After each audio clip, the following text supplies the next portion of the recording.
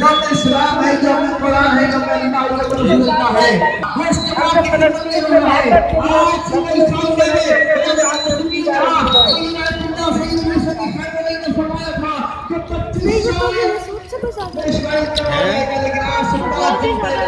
ये तो काम है, अभी इसके पीछे देखना।